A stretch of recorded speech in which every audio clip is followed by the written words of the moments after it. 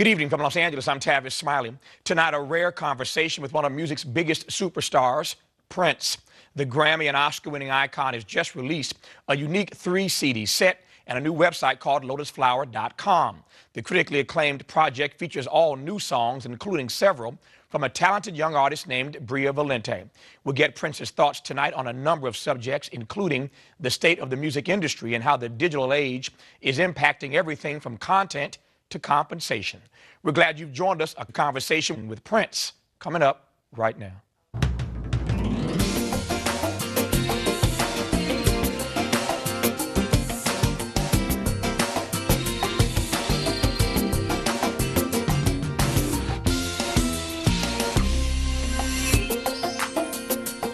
Pleased to welcome Prince back to this program. The iconic musician and producer has been one of music's most popular and prolific acts for 3 decades and was inducted into the Rock and Roll Hall of Fame, as we all know, back in 2004. His latest project is a unique collection of 3 CDs, Lotus Flower, MPLSound, and Elixir, which features a talented young singer named Bria Valente. You can get all of this at his new website, lotusflower.com. From the new project, here's some of the video for Crimson and Clover. Good to see you as always. Likewise. Yeah. Look at us on that camera. Yeah. Do we look good? Looking sharp. I'm feeling new sideburns. Oh, yeah. Well. It's working. And that black and white is sharp. When you're, for the book, the best-selling book, 21 Nights, your photographer, Randy, was here. Randy St. Nicholas. Yeah. Yeah, Randy was here. And I remember in that conversation, the two of us talking about the fact that you stay pretty much clean all the time. It's not like when you're in your house, you got on sweats and... Randy said that? Yeah, Randy said he's pretty sharp all the time. Okay. Yeah. No. That's not true? Yeah, I sleep like this. Yeah. Yeah. You know what? I would believe that, except for the fact that I know that you don't sleep. Yeah. You really don't sleep very much. I saw a sign that back said, journalist, advocate, insomniac. Yeah. Yeah, well, for you, it should be the world's greatest musician, insomniac. That's what it is. Props to you on your show, seriously. I watch every chance I get, and UMass at Kayla last night. Yeah. So, wow. Yeah. Joni Mitchell. Yeah. Man, it's just so enlightening. Well, I appreciate it. Inspiring. I'm glad you said that, because I was actually, I never told you this story, but one day when you were on before, I was around town somewhere, and we had promoted that you were coming on the next night. And I walked past a group of people, and they didn't see me, obviously. And I overheard them talking about you and the fact you were going to be on my show the next night. And one of them said, why would Prince go on PBS? And I was thinking, they don't know that Prince watches like everything, but indeed watches PBS. Well, I keep an eye on you because, you know, you have been an advocate, and I learned a lot from State of the Black Union. You've sent it to me, and I make a point to try and check it out when I can. And that said, Dick Gregory, one time I saw him on there, and it just moved me so much. I put pen to paper, and I owe him money now. Dreamer. Yeah. I want to talk about the song Dreamer that you dedicate to Dick. And actually 4 songs I want to get you to talk about the lyrics specifically. I'll get to that in just a second. Back to this PBS thing there right quick. I'll come back to that only because you really got into Unforgivable Blackness. Yeah. What'd you make of that PBS series? Oh, I know. It's amazing. I'm in sort of celebration mode right now. I'm just thankful to be alive. I'm thankful to have the friends that I do and the teachers that I do. And I've spent the last year just playing when I feel like it. And I really look forward to this time in my life. And I happened to come across that show, Unforgivable Blackness, and the story of Jack Johnson just moved me to no end. One of the reasons is that he had to deal with seemingly insurmountable odds all the time. You know, if he would knock somebody down, people from the audience would get into the ring and pick him back up, you know, so they could continue fighting. Yeah. And I just related to it on a lot of different ways. I was, I've never spoken about this before, but I was born epileptic. And I used to have seizures when I was young. And my mother and father didn't know what to do or how to handle it, but they did the best they could with what little they had. And my mother told me one day, I walked into her and said, Mom, I'm not going to be sick anymore. And she said, why? And I said, because an angel told me so. Now, I don't remember saying it. That's just what she told me. And from that point on, I've been having to deal with a lot of things, getting teased a lot in school. And, you know, early in my career, I tried to compensate for that by being as flashy as I could and as noisy as I could. And, you know, I just looked, again, I look forward to this time in my life when I could reflect back on it and talk to people like yourself, Dr. Cornel West. I mean, when you all come over to the house and we sit and we just talk about heavy things, I just become thankful. I don't know what else to say other than that. How did you get beyond? Because I know you have so many fans of all ages, and I think there are no doubt some young people watching who I know, in fact, not might, will be helped by your answer to this question. As a kid, being teased so much, and kids get teased for all variety of reasons, as we know, how did you grow out of that into, not just into confidence, but indeed into excellence? Or maybe I put it in the wrong order, excellence and confidence. But how did you grow out of that? How did you navigate yourself past that? Good question. The first thing I did is of course, I went into self, and I taught myself music. My father left his piano at the house when he left, and I wasn't allowed to play it when he was there because I wasn't as good as him. So when he left, I was determined to get as good as him. And I taught myself how to play music, and I just stuck with it, and I did it all the time. And sooner or later, people in the neighborhood heard about me, and then they started to talk about me. And it wasn't in a teasing fashion, it was more like, wow, look what he can do. And there's something about having people around you giving you support that is it's motivating. And once I got that support from people, then I believed I could do anything. And I had a lot of really good teachers. My best friend, Andre Simone, his brother, Eddie, I'm entirely indebted to in this regard. He used to tell me, man, your songs are better than anybody's on the radio. You can do whatever you want to do. And I just kept rolling with it, Eventually, I went out to New York, and I got turned down my first time, but I just wasn't, you know, I felt like Jack Johnson then, too. I just wasn't going to be put down, you know, so. Back to this excellence thing, though. Talk to me about excellence. I mean, it's clear that you are head and shoulders above pretty much everybody else in the world of music. And that's my assessment, and a whole lot of fans agree. We all say amen? Amen. See that? So it's pretty clear you head and shoulders above everybody else. But talk to me about how we, who are not Prince, can aspire to the level of excellence that you portray in what we do every day. Well, everybody's talented at something. Right. And that's what makes the world go around. We all need each other.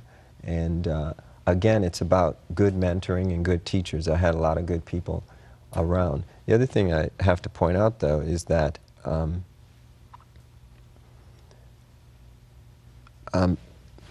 can I put this? My father he was so hard on me.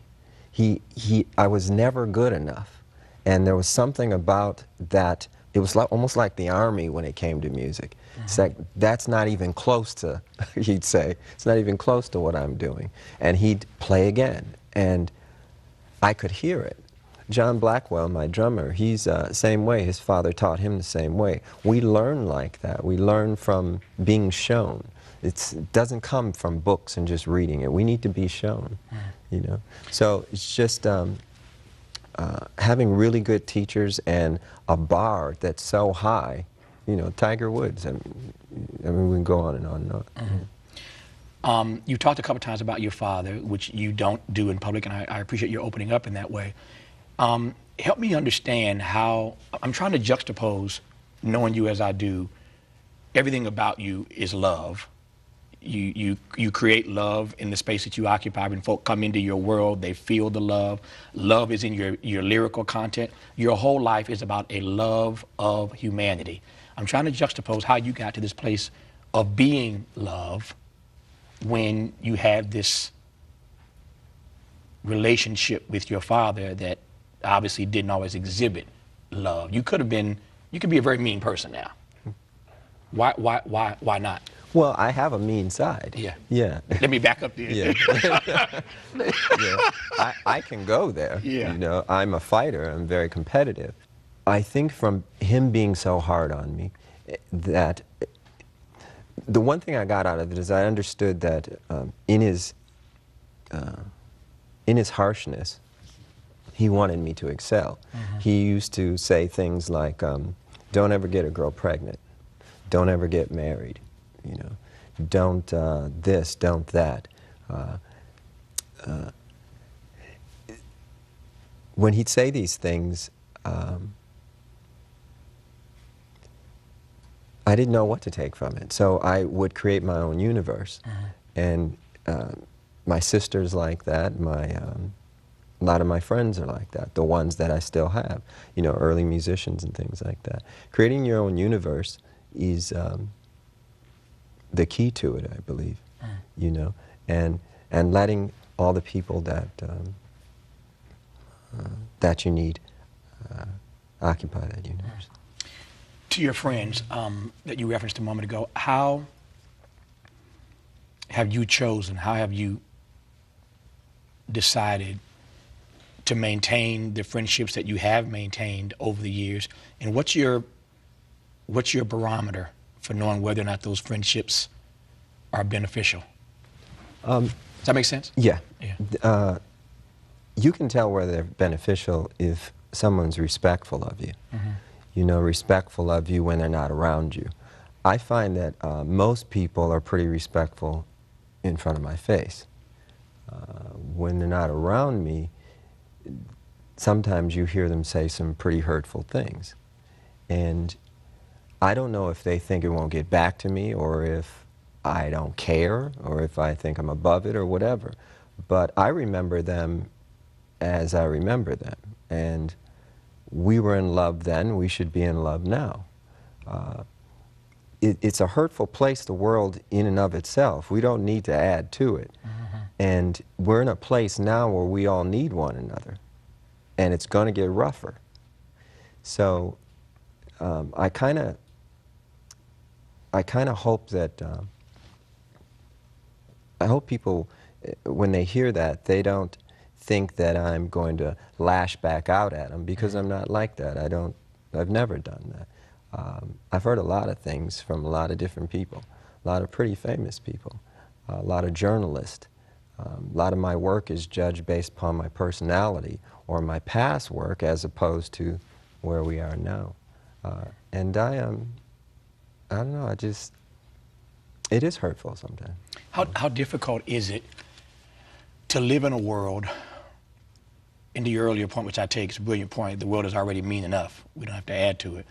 But how do you contextualize emotionally having much of your work judged by your personality rather than on the merits of the work? Well, one reason is because I like criticism. I like constructive criticism from smart people. I'm thankful enough to, or blessed enough to be able to say that Miles Davis was a friend when he was alive. And he was a wonderful mentor and really, really funny, you know. And he could critique something you've done by humor, you know, and out of love, rather than just, you know, just call you a punk and just say, you know, just dismiss you.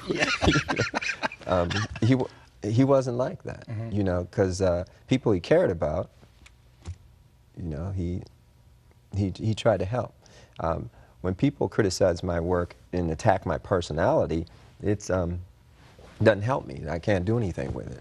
I don't know what they, I don't know what they want. I've asked writers this before, and a lot of times they tell me that they just write for each other. They're not really writing for, well, I really got him that time, didn't I? Yeah, Okay, well, yeah. I don't know. Nobody learns anything from it. Really. Who's qualified? I mentioned, I want to connect these two things. I said earlier that you were head and shoulders above everybody else in the music world, and most musicians, I think, even acknowledge that. Who's qualified, and maybe qualified is the wrong word, but it's the word I'm going to go with. That's my story, and I'm sticking to it. Who's qualified to critique your stuff these days? You mentioned Miles Davis. Miles, who's qualified to critique you? Oh, anybody. Music critics? Fans? Other artists? Yeah, I don't mind critiquing anybody. If they do it with a sense of love, if they're trying to, show me something about the work that, they really feel is important for me to know. And I don't see a lot of that in journalism today. Most journalists are just lazy. Yeah. It's like, but if you said you like being critiqued and you love constructive criticism from smart people, how do people critique you if you are so ahead of your time, as you have proven to be consistently? If you're so ahead of your time, how can they critique what they ain't even caught up to? Because listen, if they don't feel what I'm doing, they're going to let me know. If it's somebody I love, they're going to tell me they don't feel it, and they'll tell me the reasons why. And I can appreciate that. I write all the time. I record all the time. I want to go back to Jack Johnson because he's still in the back of my head. I can't get him out of my head where this conversation is concerned. Who have you felt most often like in the ring fighting the record industry? Like Jack or the opponent? Oh, like Jack. Like Jack? Yeah. Tell me why. Well, because I knew I was right. We talked about this in our very first interview and conversation together. It's obvious now that artists are supposed to own their master recordings. I mean, in the future, it'll be unconscionable to even think you can take somebody's creation and claim ownership of it. See, unfortunately, this discussion is going to start to barrel into a discussion about the human genome and the DNA and all the rest of it. When it gets there, then we're going to be in the deep water. See, so it's better to start the conversation now before we get into God talk, There are 4 songs that I want to ask you about, and I did what I have never done before, which is to actually print these lyrics out. Some of them, since the record is so new, I'm learning some of them. I got some of them memorized. Who gave you the lyrics, though? I've seen some really strange rewrites of my stuff. Well, I've seen one time they said the lyrics to When Doves Cry was, dig, if you will, the picture of me, Marvin Gaye, and the kids.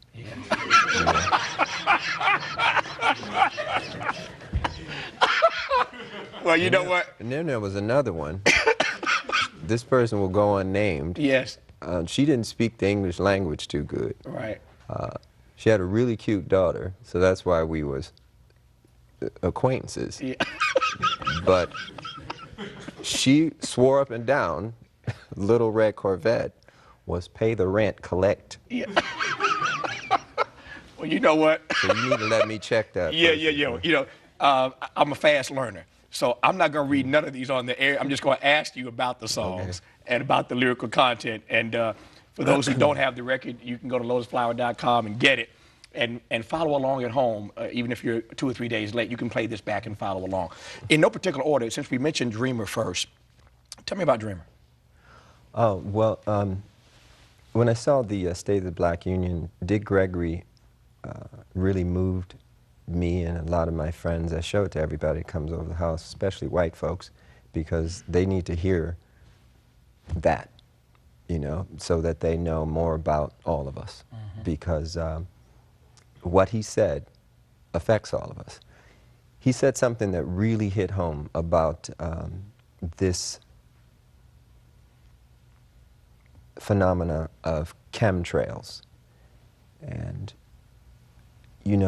when I was a kid, I used to see these trails in the sky all the time, and so oh, that's cool. A jet just went over. And then you started to see a whole bunch of them. And the next thing you know, everybody in your neighborhood was fighting and arguing, and you didn't know why. Mm-hmm. Okay, and you really didn't know why. I mean, everybody was fighting. So he started riffing about the chemtrails, and he started to say things that hit home so hard. And I would recommend that everybody try to get what he said online or wherever and try to get a copy of it and just listen to it. Mm-hmm. Because I was so moved that I had to write the song. The other thing is the first line of the song says I was born on the same plantation in the United States of the red, white, and blue. And we live in a place now that feels just about like a plantation. We're all indentured servants, you know. When I found out there were 8 presidents before George Washington, I wanted to smack somebody. Mm-hmm. You know, I wanted to know why I was taught otherwise. Just tell me the whole story. I'll fill in the blanks, but don't tell me something that you think I'm supposed to know. We're indentured servants and we got a black president now? I don't vote. I have nothing to do with it. I got no dog in that race. And for those who would cuss me out and slap me in person if I didn't ask you why? Well, the reason why is because I'm one of Jehovah's Witnesses, and we've never voted.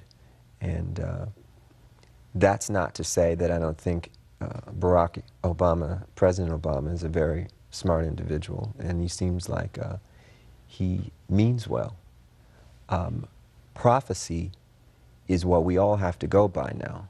It's very interesting. I did a sold-out concert in London. We played 21 nights in a row, and all the concerts were sold out. When I would watch television over there, and you'd see the United Nations feed, the direct feed from the United Nations, mm-hmm. You'd hear them talk a lot about religion. You'd hear the Bible mentioned constantly. This is not what we're used to in the United States. It's almost as though there's no need for God and no need for religion and justice in politics. So there's supposed to be a separation of church and state over here.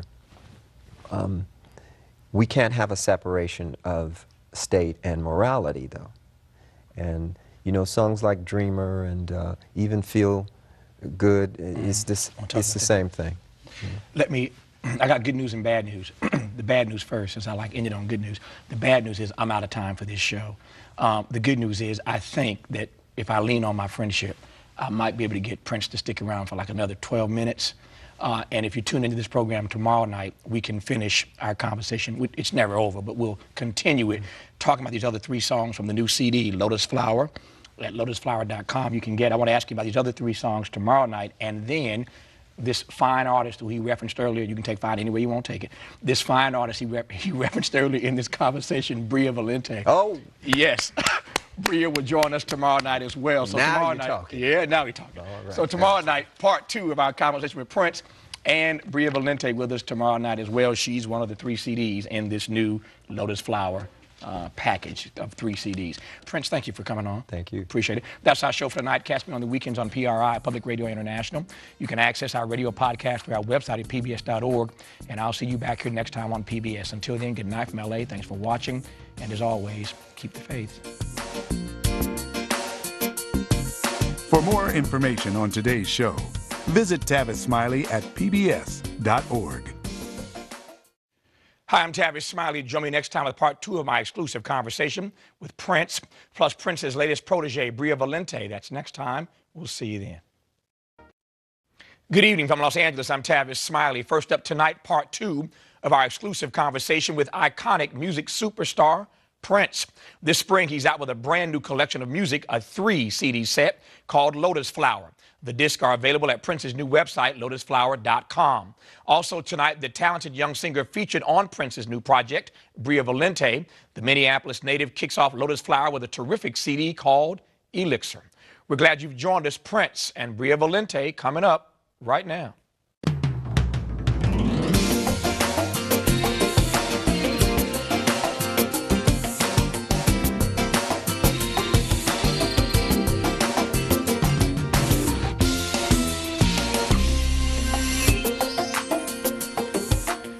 Welcome back to night 2 of our conversation with my man, Prince. I'm still holding these papers from last night.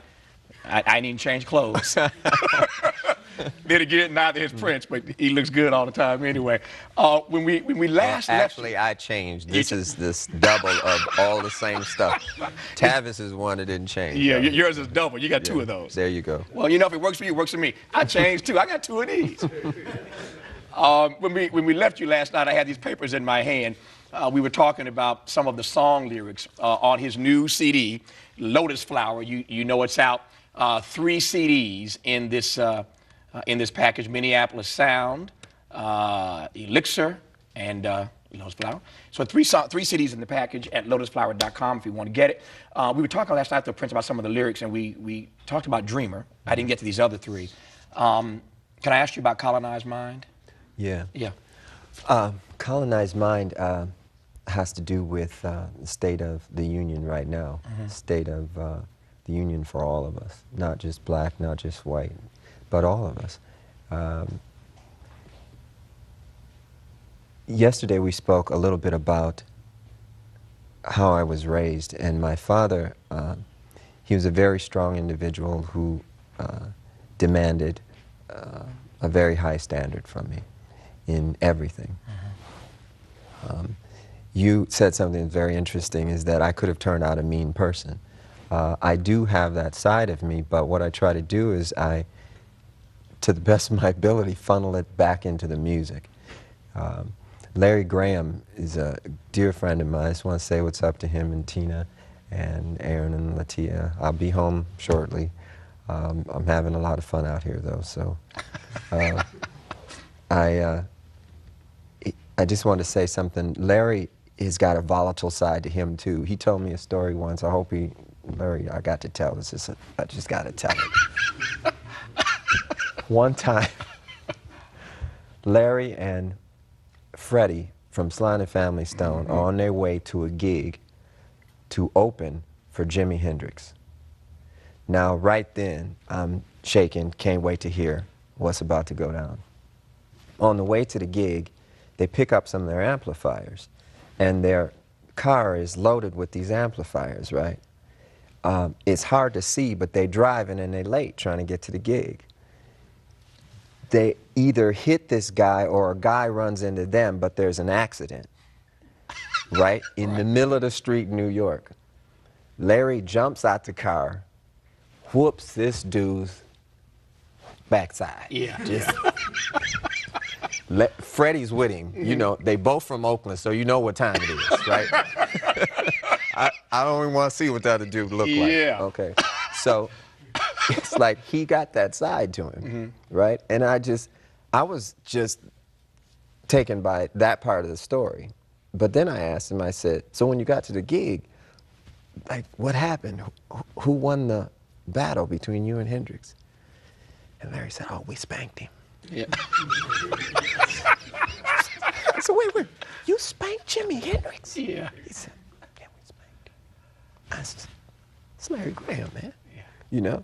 So it's like, same thing with him. If you listen to his music, you can hear the bass and the funk, the anger is in songs like People and Water and It Ain't No Fun to Me and stuff like that. You know, so that's what I learned from. You know, that's my teacher. It's Colonized Mind. 2 more I want to ask you about. Feel better. We referenced this last night on the show. Feel better, feel good, feel wonderful. I love the title. I love the song, but I love the title. Yeah. Yeah. It's about telling folks to celebrate and stop hating. There are references in the song, though, to a record executive who we've had some pretty interesting conversations. And there's a line that says, you tried to do me like my good brother Steve. All right. What we believe happens in the music industry is this, is that you can put out a record and SoundScan refuses to count as many as they actually sell. But you get paid on what SoundScan says that you sold. So if it's a low number, then you only get paid on that number. Meanwhile, when you go overseas and you check some of the barcodes and titles over there, they've already ripped you off several different times in several different ways. Also, with the influx of the internet, you know, no sales, then you've really gotten your bank account emptied out. So we never really knew what Purple Rain sold. I don't know to this date. I only know what they tell me. You know, we're conducting an audit, but, you know, who knows? A whole bunch. Yeah. Well, we suspect. Yeah. Old school company on MPLSound. Yeah. Yeah. That's just an ode to how I grew up and what we used to listen to. And there's a few current references in regards to bailouts given to, you know, banks and things like that. Whereas there's a lot of us, you know, in the hood still going through the same stuff. Now, it's interesting, I don't live there anymore, but I have to take care of a lot of people that live back there. And it'd just be best to, I hear a lot of talk about redistribution of the wealth and stuff like that. It'd just be best to let us try running things on our own for a minute. You know, give us our master tapes back. Let us sell just like you sell. You know, if you go to the internet, you'll see artists with 51 million hits. You know, they say there's like 200 million people on MySpace. That's a nation, okay? I would shudder to look at their bank records, you know, with the music that goes through there. Depending on one's perspective, you are either a genius for doing stuff like this, doing it yourself, distributing it yourself, et cetera, et cetera. You're either a genius or you are a hater of the industry, a hater of the way things have been done, ought to be done. Tell me the strategy behind your doing what you do these days. Well, first of all, there's no hate involved. I mean, I welcome the industry to stay and remain the way it is. I mean, it's actually good because, you know, when I'm sitting talking with somebody like Anita Baker, we can point to the industry as the way we don't want to do it anymore. We don't believe in free goods, and we don't believe in, you know, 90% of the contract the way it's written now, the standard contract. We don't believe in 360 deals. Anybody that signs one of those are absolutely crazy. But it's a free country. You can do whatever you want. The thinking behind this was to introduce a new artist to the world, somebody who is very dear to me, and her music, it's soothing. It soothes me. I'm not a big fan of male vocalists, you know. Usually when I do ballads, I use my higher register because I love the female voice doing slow music. I spoke too soon and mistakenly compared Bria's music to Sade's music. I didn't mean that she sounded like Sade, but I did mean that there's a romance that is present in Sade's music that, like the song Love is Stronger Than Pride. It's one of the most beautiful tunes ever. And there's a romance that was missing in today's music. And the best thing I could tell Bria was, try to do something that is not happening today. Try to get into a niche, because you have a beautiful voice, but you've got to do something with it that you don't hear. And that's what she's done. And it's one of those sleeper records that, you know, if people play and listen to all the way through, she got you. Why am I not hearing a lot of this on radio? I think it's because I'm not signed with a major label. Target is not a record company. They're a distributor and a retail store, and a very good one at that. 30 million people go through their stores every week. So they get a chance to pick up the Lotus Flower record. The beautiful thing about the relationship is that they're treating us like any other record company. They buy the same amount and they pay the same price. So, you know, we've done quite well already. Bria's taken care of, I'm taken care of. I hope to do more deals like this with artists like Anita Baker and John Blackwell, Rhonda, and Renato. We're trying to work on some jazz things right now. But Time will tell. It was pretty amazing to me, though, that without radio, it's just me talking, without radio airplay, with a singular distributor, you end up missing #1 when this thing dropped by it's like Maxwell Smart missed it by that much. Yeah. That was serious. Well, there again, you know, that's when the fighter in me comes out, and right. you know, I think about Jack Johnson knocking somebody down 3 and 4 times, yeah. and then they still say he lost the fight or something. You know, it's SoundScan said that it was #2. Mm-hmm. Other charts say that it was #1. So it doesn't make a difference to me one way or another. What makes a difference to me is that history is told truthfully, and that's not always the case. I love golf and basketball and sport and boxing especially because it's mano a mano, mm-hmm. and we hold our own at the box office.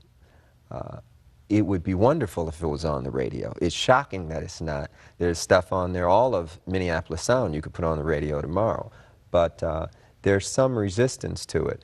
You'll have to ask your friends at radio. The few I've asked haven't given me a straight answer yet, so I don't know. If you had a station or a string of stations that you were the program director of, owner and program director, what would it sound like?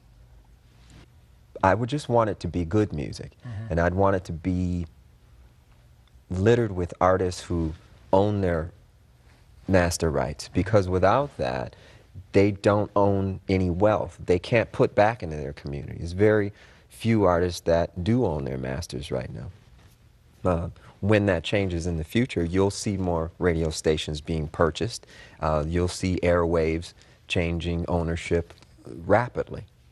Because you obviously are, you told a Jimi Hendrix story earlier, and because obviously you are the greatest, one of the greatest guitarists of our time. Man, I like this show. No, what do you mean? You know why? We just tell the truth around here. We just tell the truth. I'm just trying to be a truth teller. What do you make? What do you make of this? Thank you. What do you make of this Guitar Hero? Oh. Yeah.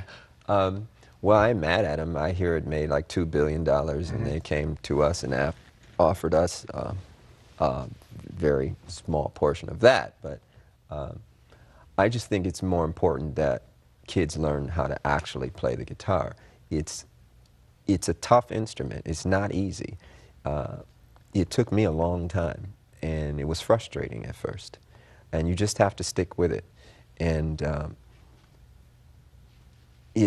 it's cool for people who don't have time to learn the chords or ain't interested in it, but to play music is one of the greatest things. To create something from nothing is one of the greatest feelings, and I don't know, I wish it upon everybody. It's heaven.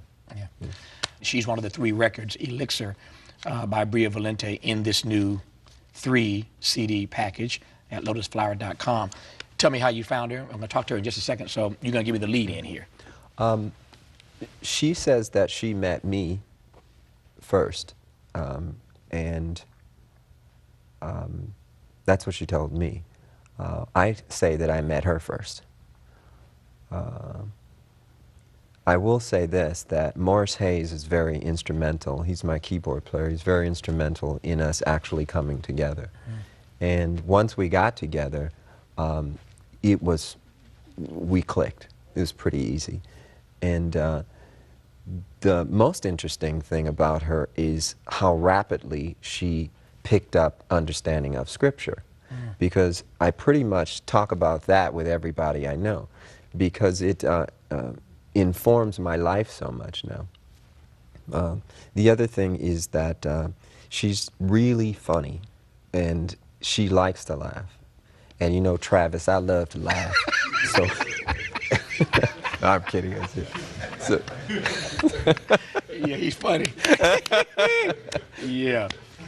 I'm kidding. I told her I was going to say that to you one time. That was for her. You got it out, and on that note, you can get out of here. His name is Prince. His new project is called Lotus Flower. It has not 1, not 2, but 3 CDs in it. Bria Valente, Elixir. Prince, of course, Lotus Flower, and Prince, MPLSound. It's all good stuff. Prince, I love you, and there ain't nothing you can do about it. Glad to have you here. Brother. Appreciate it. Up next, singer Bria Valente. Stay with us.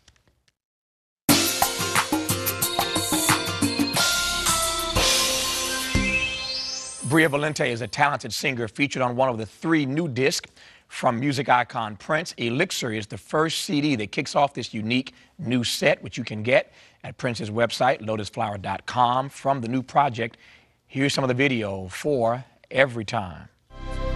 Nice day.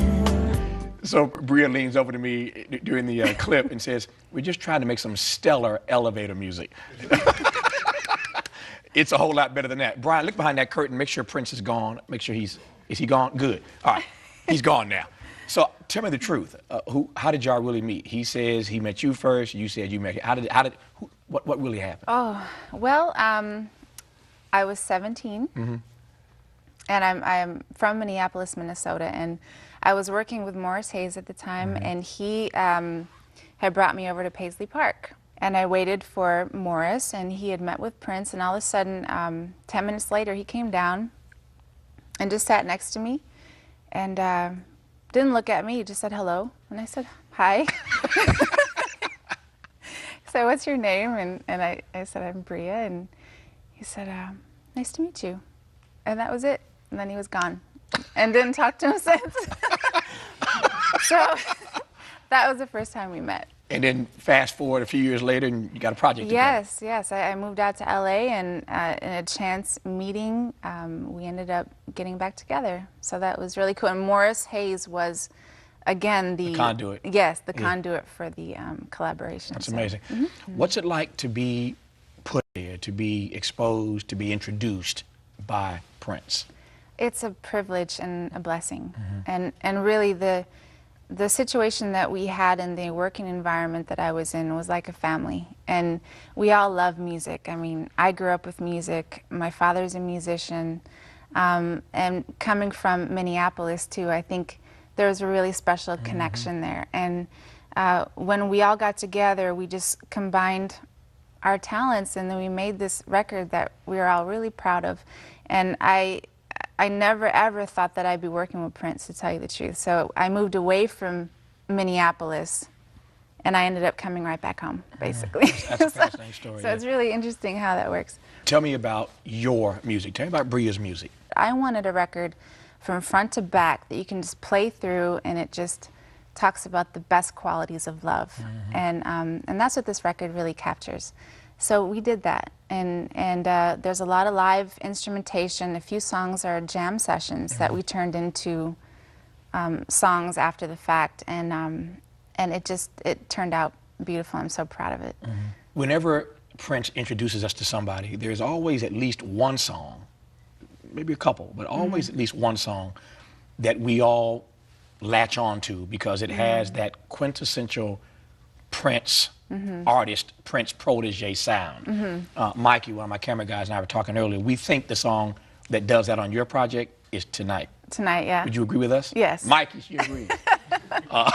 Tell me why we think that has that quintessential Prince protege sound. Well, Prince knows how to make people dance. He's funky. That's a nice way to put it. He knows how to make us dance. He does. Yeah. He has that quality, and I think that track is definitely something that brings that out. And you know, some people have compared it to Nasty Girl. You know, but yeah, I would say, yeah, that's how it all comes together. To your word choice of comparing it to Nasty Girl, that word comparing, Prince, obviously here just a few minutes ago, made the point and said, and I'm quoting him almost, he says, perhaps I spoke too soon when I compared Bria to Sade. And he explained what he meant by that. I don't have to repeat that part. People just saw that a few minutes ago. But what do you make of the comparisons that others make between your music and whatever? Well, actually, this record kind of has a sound of its own. It's really hard to compare to anything else. And you know, everybody's going to take something from it based on their personal experience. So nothing really bothers me as far as comparisons are concerned. But most people that hear it, you know, my voice has a different tone than other people. I've been compared, as I've heard, to Shantae Moore and you know, some other artists like that.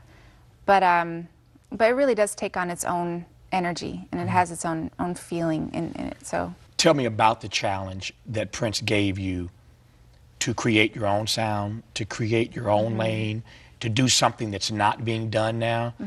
So he mentions that that was the challenge that he gave you if he was going to work with you. Tell me how you go about responding to that kind of a challenge. Well, that takes a lot of introspection. You know, you got to kind of sit with yourself and just think about what you want to hear that you're not hearing.